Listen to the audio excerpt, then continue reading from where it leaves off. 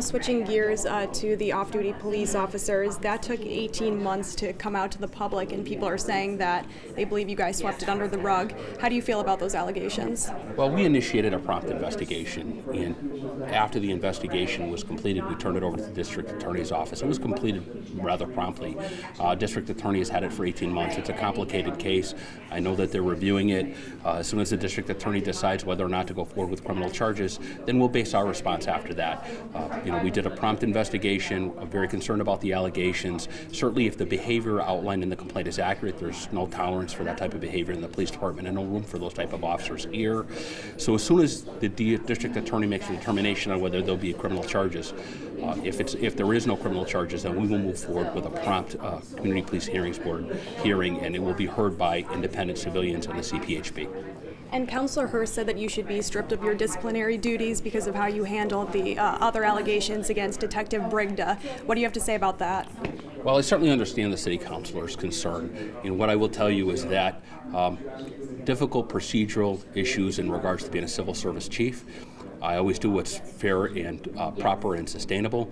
There's 3 points to review for every case that comes in. One is the district attorney to determine whether it be criminal charges, and there were no criminal charges at that time. And the second is the human resources attorney, which would be William Mahoney, and then the third and final one would be the law department, Edward Pakula, and they were involved heavily in the process in regards to making a determination in regards, again, to what is fair, proper, and sustainable. So I wear my badge with integrity and honor. I've been here 29 years, been in the internal investigations unit. I've testified against police officers. I put the handcuff on more than one police officer. Certainly a SWAT team for 20 years.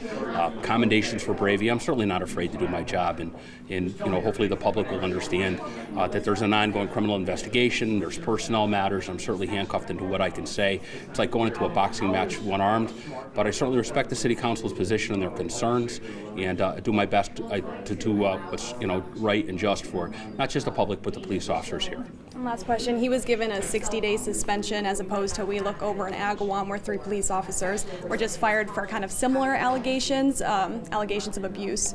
But do you think that you're doing enough to discipline your police officers? Well, I believe if you look at the incident in Agawam, it's a different circumstance. I think there was some physical abuse there.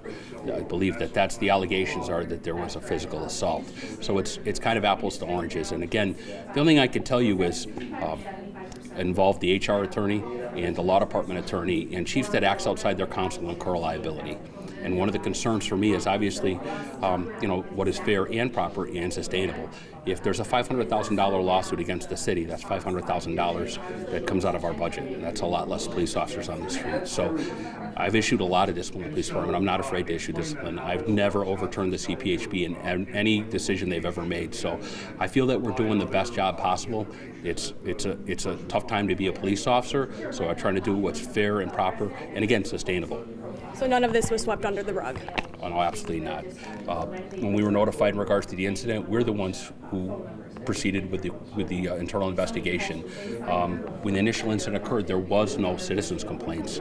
The police department, we instigated our own investigation. I ordered an investigation and asked the district attorney to come in and review it. So absolutely no chance of that whatsoever.